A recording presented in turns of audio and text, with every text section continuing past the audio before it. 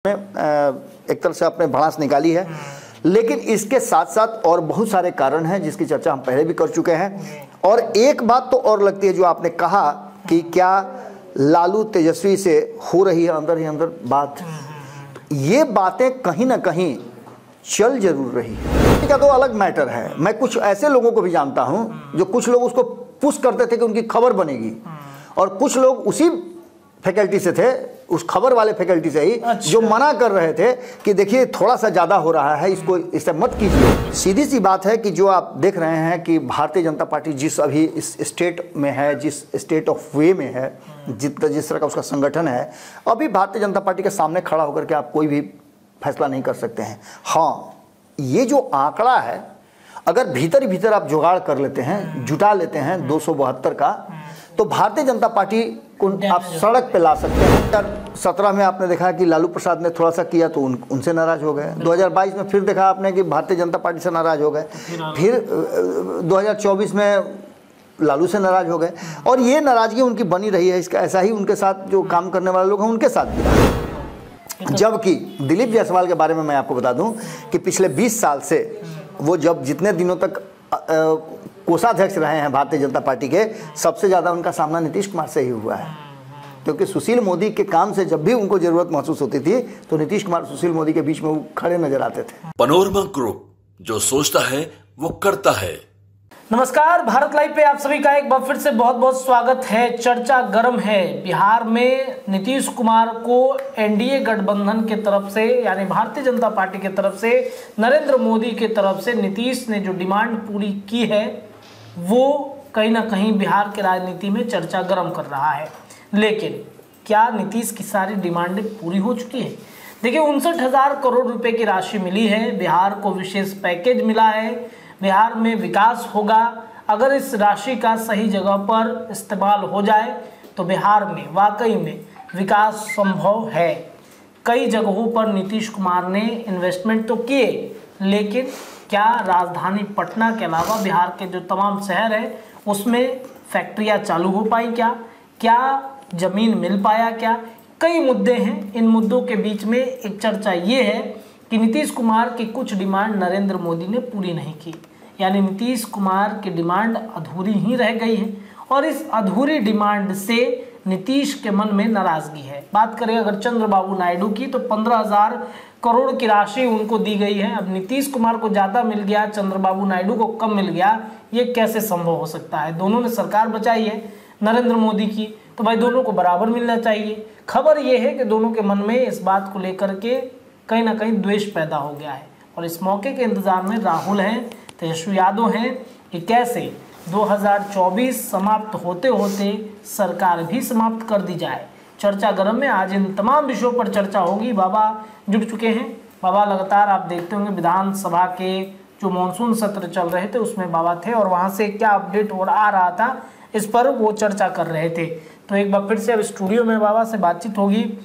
ये नीतीश नायडू के बीच में क्या द्वेष पैदा हो गया है करोड़ राशि को लेकर के? 15,000 करोड़ कहाँ 59,000 करोड़? देखिए, ये एक अलग मुद्दा है। इस मुद्दे पर अलग से हम लोग बहस कर सकते हैं। वर्तमान परिस्थिति ये है कि दोनों राज्य की स्थितियाँ क्या है, दोनों राज्य का घनत्व क्या है, दोनों राज्य के डिमांड क्या है, कौन राज्य कितना डेवलप किया है। जरूरी नहीं है कि अगर एक बच्चा बहुत हृष्ट पुष्ट है तो उसको भी हॉर्लिक्स ही दिया जाए। कभी कभी ऐसा होता है कि जो कुपोषित होता है उसी को हॉर्लिक्स दिया जाता है, बाकी को दूध से ही काम चला लिया जाता है। तो आंध्र प्रदेश की जहाँ तक बात है कि आंध्र प्रदेश अभी अभी वहाँ सरकार बनी है, और जो पुराने प्रोजेक्ट है उस प्रोजेक्ट को एक्सेप्ट करने के साथ साथ केंद्र सरकार ने अमरावती वाले प्रोजेक्ट के लिए 15,000 करोड़ दिया है। इसके अलावे और भी बहुत सारे प्रोजेक्ट होंगे, जो डिमांड होगा उस हिसाब से बात की जाएगी।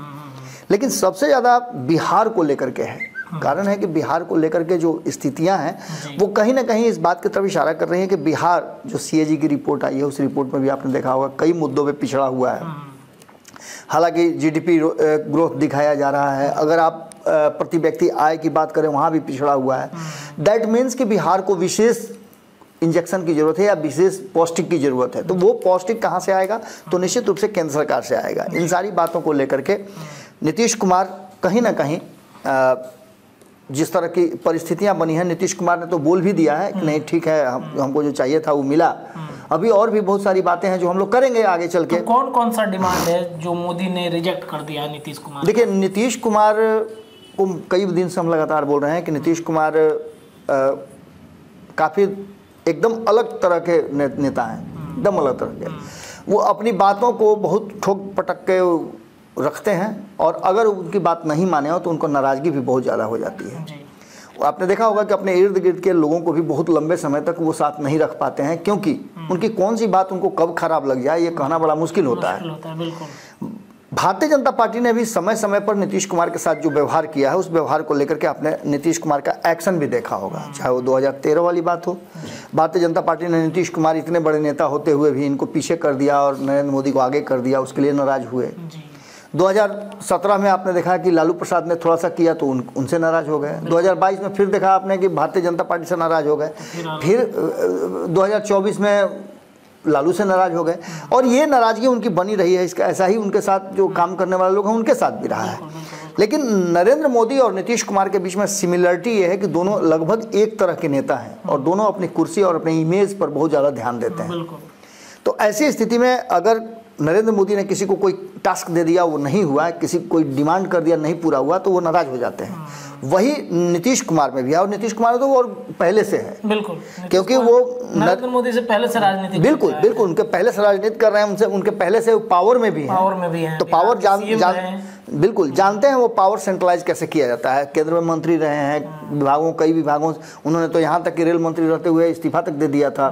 तो ये सारी चीज़ें नीतीश कुमार में हैं। अब विशेष राज्य के दर्जा का डिमांड जो नीतीश कुमार का था, इसको तो कुछ हद तक मेटलाइज किया गया है, लेकिन इसके बाद आरक्षण वाला मुद्दा एक अटका हुआ है, जिसको लेकर के आपने देखा होगा कि ये विधानसभा जो 5 दिवसीय चला उसमें इसकी चर्चा भी हुई। नीतीश कुमार ने कहा भी कि हमने केस भी किया है, हम कानूनी लड़ाई भी लड़ रहे हैं और इसके साथ साथ कानूनी लड़ाई के साथ साथ हम और भी बहुत सारी बातें करेंगे। हम केंद्र सरकार से आग्रह भी कर रहे हैं कि 9वीं अनुसूची में उसको शामिल कर दिया जाए। ये सारी बातें वो कह रहे हैं, लेकिन आरक्षण वाले मुद्दे पर भी वो पूरी तरह से अड़े हुए हैं कि वो उनका पूरा होना चाहिए, जो कि नहीं पूरा हुआ है। इसके बाद जनगणना की बात कर लीजिए, तो जनगणना कराने के लिए वो कमेटी बना करके बिहार से लोगों को लेकर के गए थे, 10 दल के 11 लोगों को।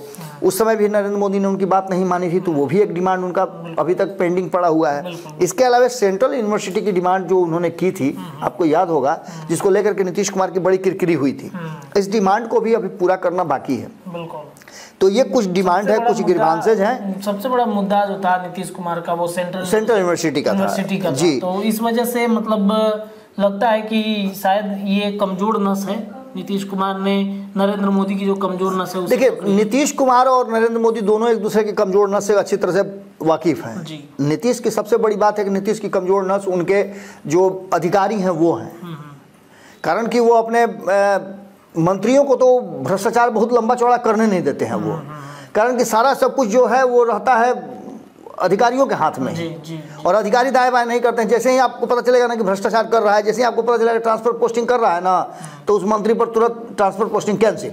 नहीं देखे आप अभी सभी गठबंधनों में? बिल्कुल, एनडीए में भी देखा, महागठबंधन। तो ये सब चीजें नीतीश कुमार की विशेषता है। लेकिन नीतीश कुमार की कमजोर नस कहीं ना कहीं भारतीय जनता पार्टी के चाणक्य कहे जाने वाले अमित शाह ने पकड़ लिया है।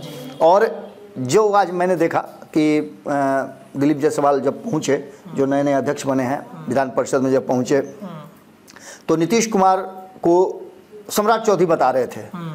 देखने में मिला कि सम्राट चौधरी बता रहे थे कि दिलीप जी अध्यक्ष बन गए हैं। जहां तक मेरा मानना है कि नीतीश कुमार को अच्छी तरह से पता है कि दिलीप जायसवाल बन गए हैं, लेकिन सम्राट चौधरी कह रहे थे तो वो आश्चर्य के रीति से देख रहे थे। ठीक है, हाँ, मैंने आश्चर्य के जैसे ऐसे कर रहे थे ना कि वो अनजान है, लेकिन जान सब कुछ रहे हैं। आपको नहीं पता है कि नीतीश कुमार बिहार के मुखिया हैं और बिहार में किसी राजनीतिक दल में इतनी बड़ी घटना घटे और नीतीश कुमार तक ये मैसेज नहीं पहुंचे, संभव है क्या? बिल्कुल बिल्कुल। जबकि दिलीप जायसवाल के बारे में मैं आपको बता दूं कि पिछले 20 साल से वो जब जितने दिनों तक कोषाध्यक्ष रहे हैं भारतीय जनता पार्टी के, सबसे ज़्यादा उनका सामना नीतीश कुमार से ही हुआ है। क्योंकि सुशील मोदी के काम से जब भी उनको ज़रूरत महसूस होती थी तो नीतीश कुमार सुशील मोदी के बीच में वो खड़े नजर आते थे। तो ऐसी स्थिति में आप समझ सकते हैं कि एक ये बात है। और दूसरा सबसे महत्वपूर्ण बात है कि जो कमजोर नस वाली बात बता रहे हैं वो अधिकारियों के माध्यम से ही भारतीय जनता पार्टी या जैसा कहा जाता है कि जो संवैधानिक संस्थाएं हैं वो तोता हो गई हैं, पिंजरे में बंद करके रखा जाता है, जब जरूरत होता है छोड़ा जाता है। अगर ऐसी कुछ बात है तो निश्चित रूप से जो अभी संजीव हंस पे कार्रवाई हुई है, जिस तरह से उनका जांच चल रहा है और कई लोगों के नाम की बात की जा रही है, तो निश्चित रूप से एक कमजोर नस जो है वो नीतीश कुमार का जो क्राइम, करप्शन और कम्युनलिज्म है, उसमें से करप्शन को जरूर भारतीय जनता पार्टी के जो थिंक टैंक हैं या फिर चाणक्य हैं, उन्होंने पकड़ा है और उस पर कार्रवाई धीरे धीरे शुरू हो रही है, जो कि दबाने के साथ साथ नीतीश कुमार कहीं ना कहीं फ्लैट हो गए। संजीव हंस में तो हमने ये सुना कि बात नीतीश तक पहुंच चुकी है। नहीं, वो तो बट नेचुरल है ना। आप लालू प्रसाद चारा खाए थे क्या? नीतीश कुमार जाके घरे घरे चारा नहीं ना बेचे थे, स्कूटर पे वो तो नहीं ढोए थे चारा, लेकिन चारा घोटाले में है ना। आप मुखिया है तो आपको तो उसकी जिम्मेवारी, जवाबदेही आप पर आती बनती ही है ना। बिल्कुल बिल्कुल। तो एक ये निश्चित रूप से है। अच्छा, ये 12 सांसदों का पाला बदलने का डर है क्या नीतीश कुमार को?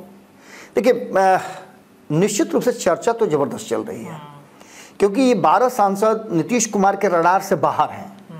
दिल्ली में अक्सर रहते हैं, आपने देखा होगा कि बैठकें भी बहुत कम होती हैं। जब कभी यदा कदा नीतीश कुमार को जब लगा तो बुला लिए, बात कर लिए, वगैरह वगैरह, ये सब बातें होती, फ़ोन पे होती होगी बात।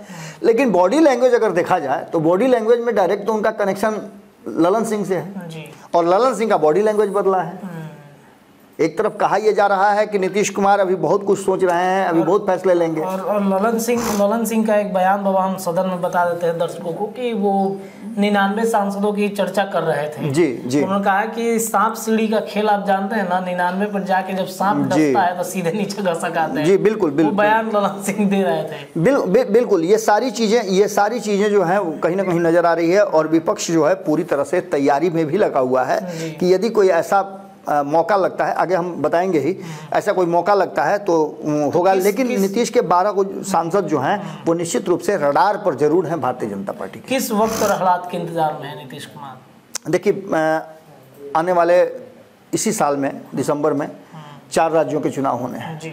आपसे चर्चा भी मैं कर रहा था ऑफ द रिकॉर्ड कि इन राज्यों में जो चल रहा है उसको लेकर के नीतीश कुमार को भी इंतजार है। उन राज्यों में क्या होगा, उन राज्यों में अपना भी पार्टिसिपेशन चाहते हैं। जैसे झारखंड में आपने सुना कि संजय झा ने कह दिया कि हम झारखंड में चुनाव लड़ने जा रहे हैं। बिल्कुल। तो एक ये मुद्दा है। इसके साथ साथ जिन राज्यों में बीजेपी की सरकार है, जैसे महाराष्ट्र में बीजेपी की सरकार है, तो जब महाराष्ट्र में बीजेपी की सरकार है और वहाँ सरकार अगर नहीं बनती है तो भारतीय जनता पार्टी थोड़ा एक स्टेप और पीछे आएगी। अगर झारखंड में वो सोच रही है कि सरकार बनाएंगे, अगर नहीं बना पाती है तो एक स्टेप और पीछे होगी। हरियाणा में उसकी सरकार है, एक स्टेप और पीछे होगी यदि बनाने में। हम ये नहीं कह रहे हैं कि नहीं बनाएगी, हम ये कह रहे हैं कि ये लड़ाई जो दिख रही है जिस तरीके से, उसमें भारतीय जनता पार्टी के लिए पहले जैसा आसान नहीं है कि वो दावे के साथ कह दे कि हम सरकार बना ही रहे हैं। हालांकि दावे तो सभी करते हैं, लेकिन विपक्ष जिस तरह से एकजुट नजर आ रहा है, कारण कि आप देखिए ममता बनर्जी एनडीए से बाहर हुई, लेकिन अब वो 24 घंटा एनडीए के संरक्षण और उसके पोषण में लगी हुई हैं। आपने अभिषेक बनर्जी का भाषण भी सुना, जिसकी चर्चा हम खूब कर रहे थे। उन्होंने ओम बिरला से लेकर के भारतीय जनता पार्टी के कई कद्दावर नेताओं का बोलती बंद कर दिया था। तो ये सब चीज़ें तो हो रही हैं। इसका मतलब सीधा है कि कहीं ना कहीं इंतजार है कि इन 4 राज्यों का चुनाव परिणाम आए। थोड़ा सा अगर और कमज़ोर होती है भारतीय जनता पार्टी तो आप समझते हैं कि कमजोर को तो कैसे दबाया जाता है। तो क्या मतलब इस बार फिर से अंदर लालू प्रसाद यादव से बातचीत चल रही है नीतीश कुमार की, डीलिंग कुछ हो रहा है? तेजस्वी हमला भी नहीं करते हैं अपने चाचा पर? देखिए, तेजस्वी इस 5 दिवसीय सदन में नहीं आए। पटना आकर के भी आज सदन का अंतिम दिन था, वो नहीं पहुंचे। इस बीच में सदन की कार्रवाई भी खत्म हो गई और विपक्ष जो है बिल्कुल बेधार नजर आया। जो मामले सामने आए उन मामले में आपने देखा विधान परिषद में क्या हुआ, विधानसभा में क्या हुआ। विधानसभा में निश्चित रूप से तेजस्वी यादव होते तो मामला कुछ अलग होता। सुनील सिंह के मामले को लेकर के भले ही दूसरे सदन की बात है। अब सुनील सिंह इतना सपोर्ट किए हैं तेजस्वी यादव को, जाना चाहिए, उनके साथ खड़े रहना चाहिए। देखिए, सुनील सिंह का काउंटडाउन जो है वो बहुत पहले से चल रहा था। आपको याद होगा, मैं पहले भी खबरों में कर चुका हूँ। कल भी आप बता रहे थे कि सुनील सिंह क्या वो मतलब वजह थे नीतीश और तेजस्वी के अलग होने? नहीं, सुनील सिंह वो शख्स हैं। सुनील सिंह और रोहिणी आचार्य, ये 2 ऐसे शख्स हैं। रोहिणी आचार्य तो उनकी बहन है, इसलिए उनके साथ बहुत कुछ नहीं कर सकते हैं। लेकिन सुनील सिंह को कहा जाता है कि उस ट्वीट और बाकी जो ट्वीट वो एनडीए में माफ कीजिए महागठबंधन में रहते हुए उन्होंने जो नीतीश कुमार पर हमले किए थे, नीतीश कुमार की भावभंगिमा, उनके बयानों को लेकर के जो बातें कही थी, उसको लेकर के कहीं ना कहीं नीतीश कुमार नाराज थे। और ये कोई नया नहीं है, ये फैसला जैसा सुनील सिंह ने बताया भी। अब उसमें कितनी सच्चाई है ये तो अलग बात है, एक संवैधानिक संस्था, उस पर हम सवाल नहीं खड़े करते हैं और ना हम, लेकिन जो बातें हुई हैं वो तो हम कहेंगे ना सदन में।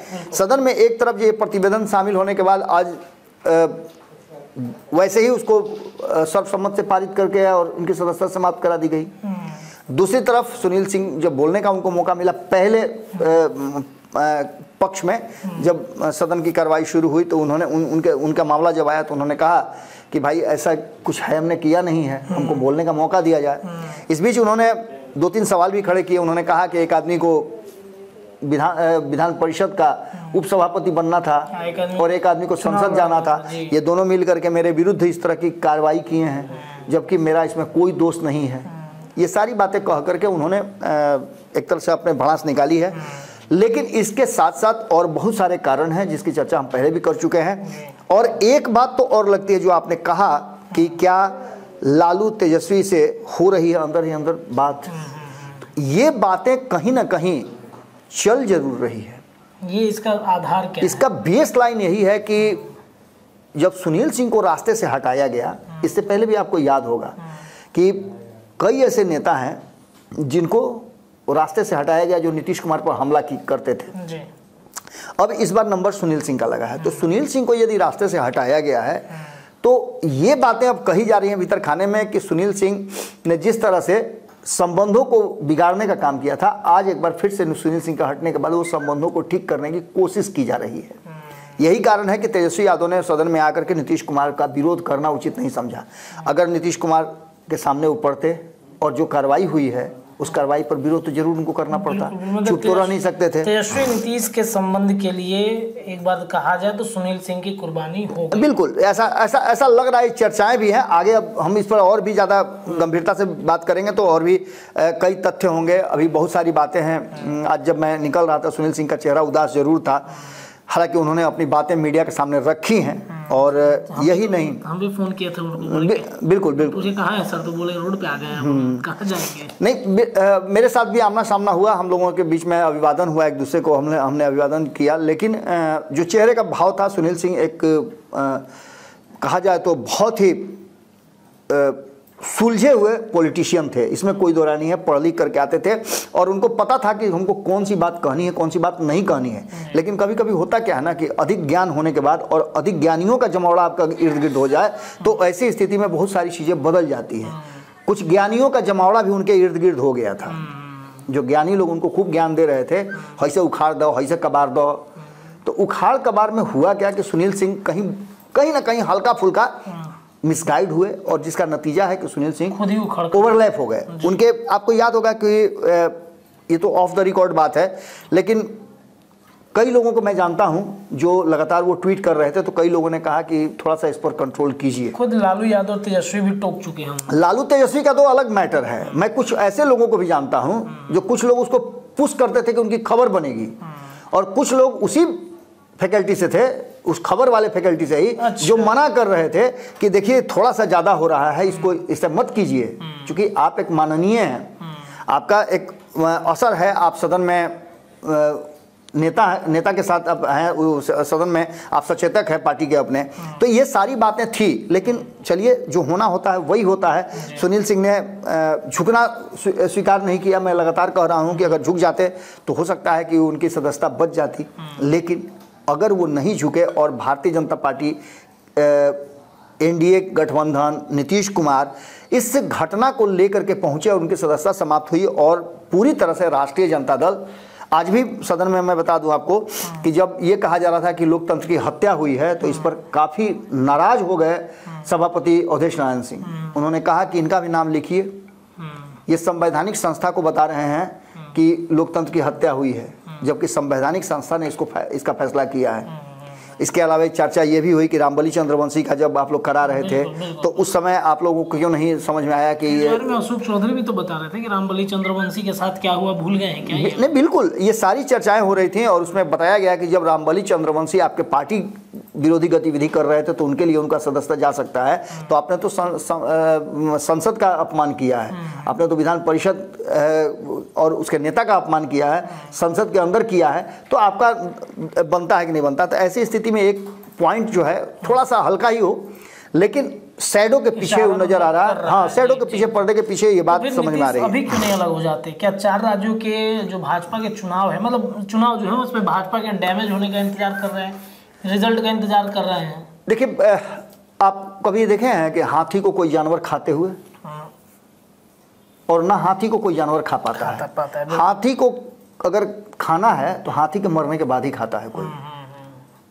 सीधी सी बात है कि जो आप देख रहे हैं कि भारतीय जनता पार्टी जिस अभी इस स्टेट में है, जिस स्टेट ऑफ वे में है, जिस तरह का उसका संगठन है, अभी भारतीय जनता पार्टी के सामने खड़ा होकर के आप कोई भी फैसला नहीं कर सकते हैं। हाँ, ये जो आंकड़ा है, अगर भीतर ही भीतर आप जुगाड़ कर लेते हैं, जुटा लेते हैं 272 का, तो भारतीय जनता पार्टी को आप सड़क पे ला सकते हैं, बाद में चाहे जो हो, लेकिन पहले उड़ान में आप इंटरनली अगर इसका कर लेते हैं तो निश्चित रूप से आप भारतीय जनता पार्टी को गिरा सकते हैं। हाथी को पटक दीजिएगा तभी आप कुछ कर सकते हैं, वरना हाथी तो आपको दौड़ा के मार देगा, पैर भी रख देगा तो आप मर जाइएगा। और ये चीज़ें कहीं ना कहीं आपने देखा होगा कि शुरू हो चुकी हैं, ये चीज़ें नज़र भी आ रही हैं। अब ऐसी स्थिति में निश्चित रूप से भारतीय जनता पार्टी के कमज़ोर होने का सभी इंतजार कर रहे हैं। निश्चित रूप से भारतीय जनता पार्टी कमज़ोर होगी अलग अलग राज्यों में, और भारतीय जनता पार्टी कमज़ोर होगी तो नीतीश कुमार का स्टेक तो बढ़ेगा ना, हिस्सा बढ़ेगा ना। बिल्कुल। तो तेजस्वी के साथ मिलकर विधानसभा भंग भी कर सकते हैं क्या? वो बहुत बड़ी बात है ये बहुत बड़ी बात है। भंग होने की बात खूब चली है लोकसभा के बाद से, देखिए भी खूब चलता था। ये भी एक बहुत बड़ी बात है। भारतीय जनता पार्टी ने तो विधानसभा भंग करने वाला जो मामला नीतीश कुमार लेकर के गए थे उसको निरस्त कर दिया है, लेकिन नीतीश कुमार के पास एक मुद्दा जरूर है, वो तेजस्वी यादव के साथ मिलकर के विधानसभा भंग करने की सिफारिश कर सकते हैं। अच्छा। जबकि तेजस्वी यादव उस पर किसी तरह की कोई प्रतिक्रिया नहीं देंगे। तो ऐसी स्थिति में सदन में किसी भी दल का या गठबंधन का बहुमत नहीं होगा। नीतीश जैसे ही भंग करने की बात करेंगे वैसे ही किसी गठबंधन का नहीं होगा, और न तो भारतीय जनता पार्टी और न ही राष्ट्रीय जनता दल, ये दोनों मिलकर के सरकार बना नहीं सकते हैं। तो ऐसी स्थिति में दो दूरी है। तो ऐसी स्थिति में निश्चित रूप से नीतीश कुमार के पास एक ऑप्शन है कि वो विधानसभा भंग करें और फिर से चुनाव में आए। कमजोर थोड़ी नजर आ रही है भारतीय जनता पार्टी, तो उसको पटक दिया जाए। तो इसका मतलब है एनडीए छोड़ेंगे नीतीश कुमार? देखिए, नीतीश कुमार एनडीए छोड़ेंगे ये अभी कहना थोड़ा जल्दबाजी होगा, क्योंकि मैं इतनी सारी बातों के बाद सिर्फ एक फाइनल बात यही बता दूं कि नीतीश कुमार भी उस वक्त का इंतजार कर रहे हैं कि वक्त उनके अनुकूल हो, उनके अनुसार हो, जब वो फैसला ले सकें। हालांकि अभी वो प्रतिकूल परिस्थिति जो है वो नज़र आ रही है, अभी नीतीश कुमार के अनुकूल नहीं नज़र आ रही है, क्योंकि नीतीश कुमार के 12 सांसद सत्ता केंद्र में गिराने के अधिकारी नहीं हो सकते हैं। उनके नहीं रहने से सरकार गिर नहीं रही है, लेकिन वो सरकार का एक हिस्सा जरूर है। अब जब इसमें आपने चंद्रबाबू नायडू का शुरू में जिक्र किया, तो अगर चंद्रबाबू नायडू और ये दोनों मिल करके अगर ये तैयारी करें तो निश्चित रूप से एक स्थिति क्रिएट होती है जिसमें बहुमत से कम रह जाएगी भारतीय जनता पार्टी, और भारतीय जनता पार्टी को मुश्किल होगी। उसके अलावा इसमें बहुत कुछ होता है। कहीं ऐसा ना हो कि ममता बनर्जी जितना विरोध कर रही हैं, जितना चीज़ कर रही हैं, ये दोनों अलग हो, ममता बनर्जी सपोर्ट कर रहे हैं। बहुत सारी बातें हो सकती हैं, क्योंकि अभी तक हाथी जो है वो मजबूत है, इसमें कोई दो राय नहीं है। तो देखिए, नीतीश कुमार के अलग होने के साथ साथ क्यों ऐसी चर्चाएं चल रही हैं कि तेजस्वी यादव के साथ मिलकर के वो सरकार बना सकते हैं। तेजस्वी और राहुल गांधी इस मौके के इंतजार में है कि कब नीतीश उधर एनडीए से फरार हो और महागठबंधन में, इंडिया गठबंधन में शामिल होकर सरकार बनाएंगे। चर्चा गर्म में इतना ही। भारत लाइव पर लगातार चर्चा गर्म रहेगा। बहुत बहुत धन्यवाद। पनोरमा ग्रुप, जो सोचता है वो करता है। अगर ये वीडियो पसंद आई और वह बिहार के राजनीति और बिहारियत से सरोकार रखेनी तो सब्सक्राइब बटन दबा के चैनल के सब्सक्राइब कर ली। ओजे एगो घंटी बा, ओकरा बटन दबा देला से कुल सटीक और मारक खबर रुआ मुफ्त में मिल जाई। अगर रुआ पत्रकारिता के हमनी के नया प्रयोग में सहयोग कर चाहतानी तो ज्वाइन बटन दबा दी। पेटीएम नंबर नोट कर ली 9386816700। धन्यवाद।